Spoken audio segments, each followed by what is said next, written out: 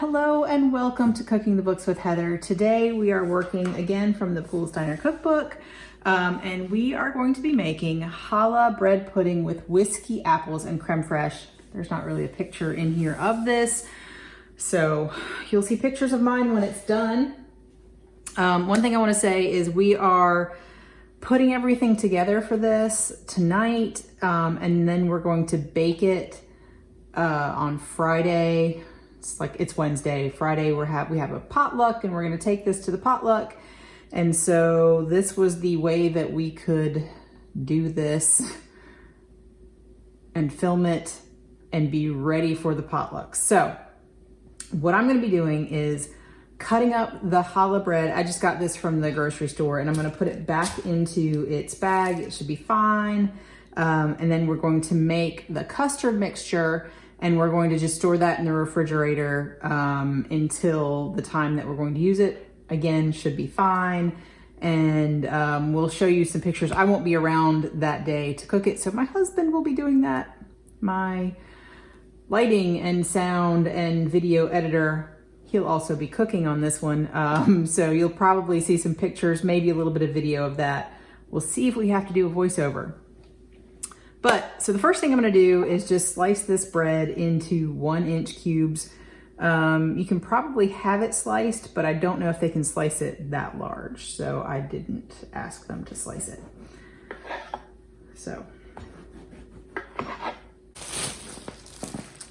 Okay, so I've got all of my bread cut. I only lost one piece to the floor and only cut my fingernail just a little bit with the knife, so not too bad. I'm just gonna store this like this. It doesn't matter if it gets a little bit stale for this recipe.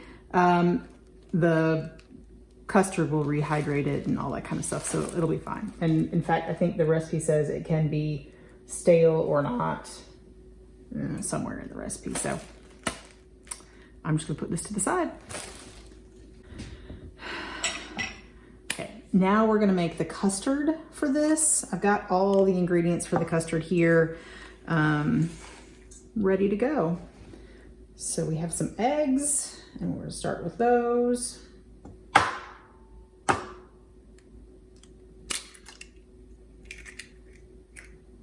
Okay, so we've got our eggs, and we've got quite a lot of brown sugar to add into this, along with some cinnamon and some salt.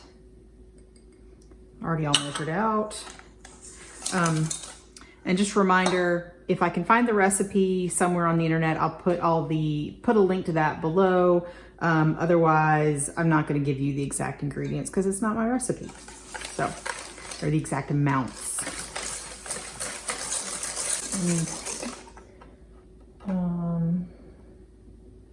So now we have some butter that was melted and cooled to room temperature, which is apparently a little bit cool. Just a second. So you don't want this to be too hot because you don't want to scramble the eggs, but it does need to be pourable, I think. So I just heat it up for a few seconds in the microwave. It's not very hot.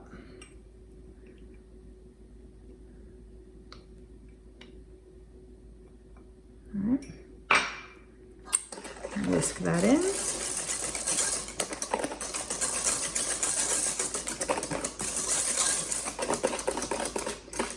Okay, we have quite a lot of heavy cream. And so if you have this much heavy cream, how can it be bad, right? And then we're also gonna add some whole milk. And I didn't want to dirty two measuring cups, so.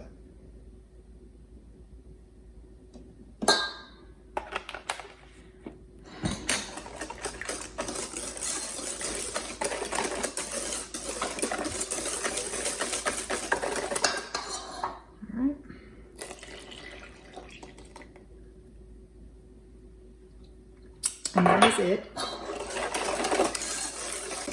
So the that's the custard mixture for this bread pudding. And what you're supposed to do now is to put the bread cubes in here and let them soak for about an hour, stirring them every 20 minutes. That's what we're gonna have to do on the day that we bake it.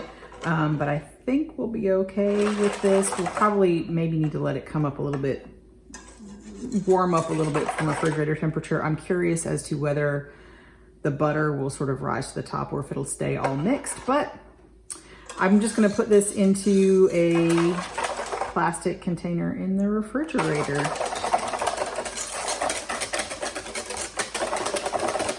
But for now, I'm just gonna put it to the side. So the other chef and I are having a discussion about whether all of that is going to fit into the 12-inch cast iron skillet that she says it will fit into, and he has his doubts. So we'll see if we actually cook it, if he actually cooks it in a 12-inch cast iron skillet. He's shaking his head, or if he puts it in more of a casserole dish. So now we're going to get our apples ready, and we need to peel these and core them and then slice them in half and slice them thinly. I'm pretty sure. Yes, peeled, cored, halved, and thinly sliced. So what I'm gonna do is I wanna core them first, I think. This is just a corer, and I really don't like using these, but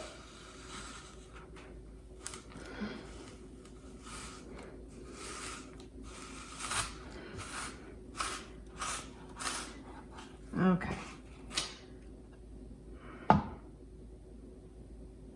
That was, there we go. Now that's better. And these are Granny Smith apples, is what the recipe calls for. All right, so those are cored. And now I'm going to peel them.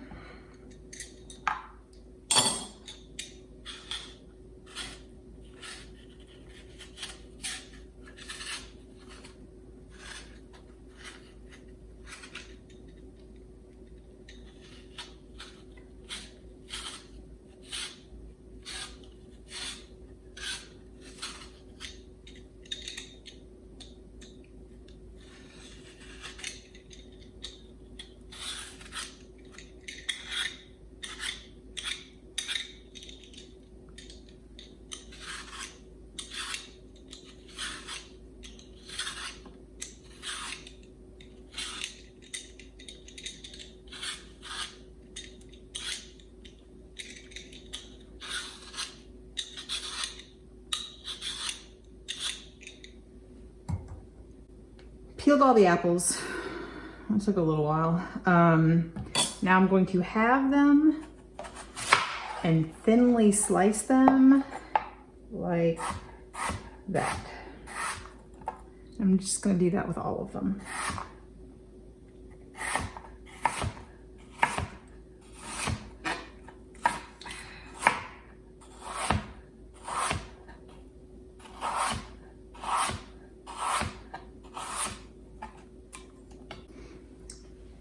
Now I've got a nice overflowing bowl of sliced apples, and they're browning pretty quickly, but I'm not too worried about that because we are about to cook these. These are served as sort of a topping on the bread pudding, and with then a dollop of creme fraiche on top of that. So you get bread pudding, apples, and creme fraiche. So let's go cook these. So I've got my pan on medium heat with some neutral vegetable oil in it. I use grapeseed oil as usual, and I'm just kind of waiting for that to shimmer. I've got the directions here because I'm not 100% sure exactly what order things go in, so I want to be able to refer to them. So it's been heating for a little bit. It shouldn't take too long.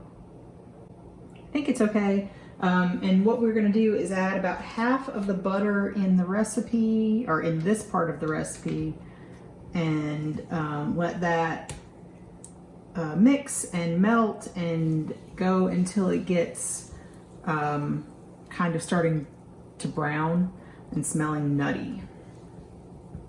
This sound is the liquid, the water from the butter, the non-fat part of the butter sizzling, and it has to do that pretty much before it'll brown. So we're just waiting. Starting to smell nutty for sure, looking a little brown. So I'm going to add the apples and then increase the heat to high. So I'm gonna go as high as I usually go on my stove, which is not usually all the way. So we'll see if I feel like I need to lower it. But I need to cook this for about 5 minutes. This has been about 5 minutes. I think we're good. They're starting to break down. Only a few of the thicker ones aren't looking very cooked yet. So I think we're good. We're still gonna cook this a little bit longer. But now we have to add some brown sugar. And now in my version of this recipe, it calls for cinnamon and salt, but does not tell you when to add them. I'm going to add them now. I've made an executive decision that this is the right time to add them, and so we're gonna stir this up, get it all distributed nicely, and you're gonna keep cooking it on high for another 5 minutes.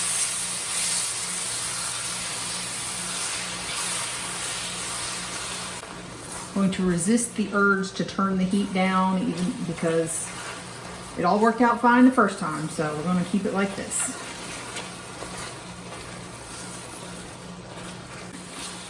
This has gotten really thick. I think we're maybe a minute shy of 5 minutes, but I'm gonna pull it off and add the bourbon.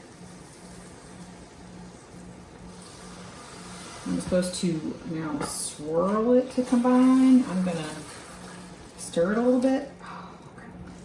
Of course, I just sloshed. And now, this is the hard part. This is the dangerous part. We ignite this. That wasn't too bad. And wait until it burns off. Swirling. And I think the fire is out now. And so now we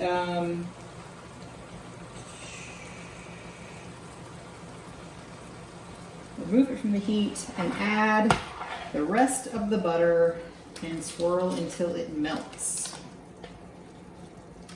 And I'm also going to kind of stir instead of swirl because it's heavy and I am not quite that strong. And we're just waiting for the last little bit of butter to melt. And these are done. We are going to keep these in the refrigerator and probably reheat them a little bit right before we serve it. And because I think you're supposed to serve everything warm, except for the creme fraiche. So warm apples, warm bread pudding, and then some cold creme fraiche on top. And we'll show you how it turns out. Okay, here you'll see my assistant pouring the bread that we cut up previously into the custard mixture. This is right before we're going to serve it. Now you need to stir this up and mix it about every 20 minutes to try and just get all of the bread to soak up the custard mixture. I'm not sure why they decided they needed to do it with their hands, but it was also very cold, and my smallest assistant did not enjoy this experience, as you can see. He's complaining quite a bit, but so they're trying to just sort of fold it in and get the bread to soak up the custard mixture. And again, they'll do this, stir it up about every 20 minutes for an hour to let it soak. Putting the cover on it so it can soak. And now the pan has been preheating in a 350 convection or 375 without convection oven. And you're supposed to use spray, like a baking spray. We don't keep that in our house really, and I wasn't going to buy it for this, so he just is rubbing it with some butter. It didn't stick, so everything turned out perfectly for that, even without the nonstick spray. And so he's just, you can see the pan's really hot. The butter's melting instantly. And now he's going to pour all of the mixture into this pan, which he was absolutely sure was not going to work, but it did. So this is, it all fits. And so this is going to go into the oven that was preheated with the casserole dish, the cast iron skillet, and you cook it for, I'm not sure, I think it's about 20-25 minutes, and then you rotate it and cook it for another 20 or 25 minutes before you take it out. And it should be pretty much set by the time you take it out. And this cast iron will hold the heat for quite a while. So that is about it for this step. And pretty soon you're going to see what it looks like when it comes out of the oven.